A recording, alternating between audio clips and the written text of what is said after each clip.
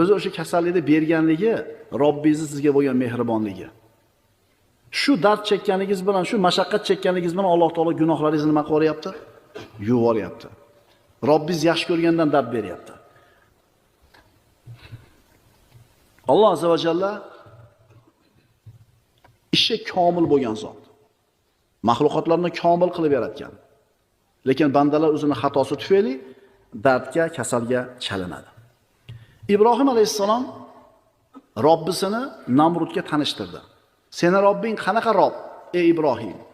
Ibrohim alayhissalom Robbisini tanishtiryapti. Diqqat qilasizlar, juda ham bir hozirga aytayotgan gaplarimizning xulosasi. Astagfirullah. Allazi xalaqani va huva yahdin.